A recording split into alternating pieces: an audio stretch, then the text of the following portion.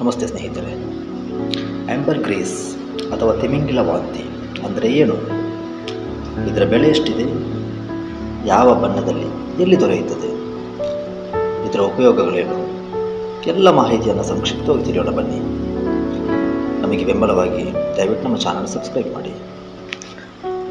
ಆಂಬರ್ಗ್ರೀಸ್ ಅಂದರೆ ಮಾಮೂಲಿಯಾಗಿ ನೀಲಿ ತಿಮಿಂಗಿಲದ ವಾಂತಿ ಅನ್ನಬಹುದು.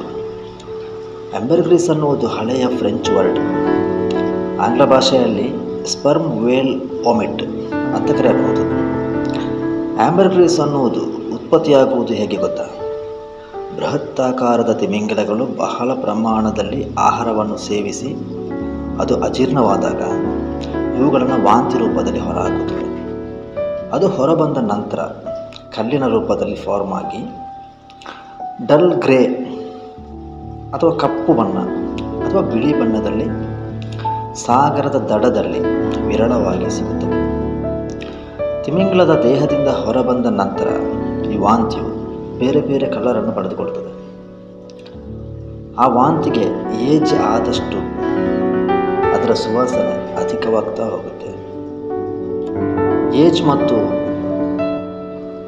ಕಲರ್ ಮೇಲೆ ಅದರ ಬೆಲೆಯು ಡಿಸೈಡ್ ಆಗುತ್ತೆ.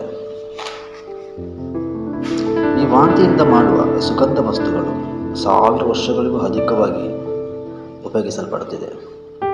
ಇದನ್ನು ಹೇಗೆ ಉಪಯೋಗಿಸುತ್ತಾರೆ ಎಂದು ನೋಡುವುದಾದರೆ, ಇದನ್ನು ಆಲ್ಕೋಹಾಲ್ಗೆ ಕನ್ವರ್ಟ್ ಮಾಡಿ ನಂತರ ವಿವಿಧ ಬಗೆಯ ಸೆಂಟ್ಗಳಾಗಿ ಪರಿವರ್ತಿಸಲಾಗುತ್ತದೆ.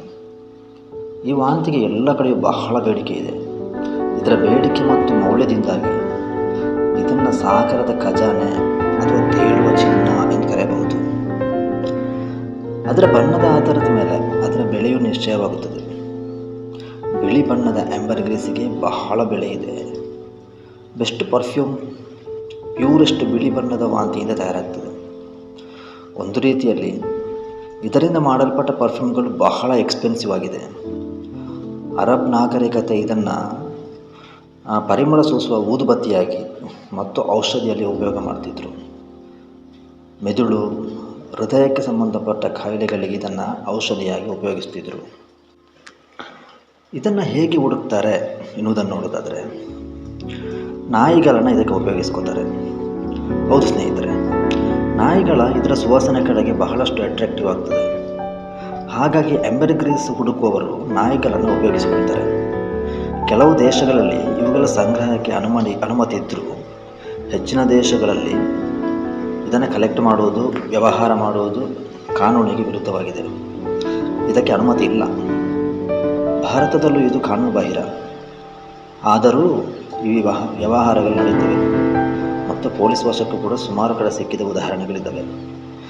ಇನ್ನು ಇದರ ಮೌಲ್ಯ ನೋಡುವುದಾದರೆ, ಭಾರತದಲ್ಲಿ ಇದರ ಬೆಲೆ ಬರೋಬ್ಬರಿ 1 ಕಿಲೋಗೆ 1 ಕೋಟಿ ರೂಪಾಯಿಗೂ ಅಧಿಕ ಇದೆ. ಹೊರದೇಶದಲ್ಲಿ 1.5 ರಿಂದ 2 ಕೋಟಿಗೂ ಅಧಿಕ ಬೆಲೆಗೆ ಮಾರಾಟವಾಗ್ತದೆ. ಹಾಗಾಗಿ ಕೆಲವು ಸ್ಮಗ್ಲರ್ಗಳು ಇದರ ಬೆನ್ನ ಬಿದ್ದಿರ್ತಾರೆ. ಇವಾಗ ತಿಮಿಂಗಿಲಗಳು ಪ್ರೊಟೆಕ್ಟೆಡ್ ಆಗಿದ್ದರೂ ಕೂಡ ಈ ವಾಂತಿಯ ಮೌಲ್ಯದಿಂದಾಗಿ ಮುಂದೊಂದು ದಿನ ಅದು ಕೊಲ್ಲಲ್ಪಡಬಹುದು ಎಂಬುದು ಕೆಲವರ ಅಭಿಪ್ರಾಯ. ಇದರ ಇತಿಹಾಸ ಇವತ್ತಿಗೂ ಮಿಸ್ಟ್ರಿಯಾಗಿ ಉಳಿದಿದೆ. ಯಾಕಂದರೆ ಇದು ಎಲ್ಲಿ ಆರಂಭವಾಯಿತು ಅನ್ನೋದು ತಿಳಿದಿಲ್ಲ. ಭಾರತದಲ್ಲಿ ಇದು ಸಂಪೂರ್ಣವಾಗಿ ವಿರೋಧಿಸಲ್ಪಟ್ಟಿದೆ. ಧನ್ಯವಾದಗಳು.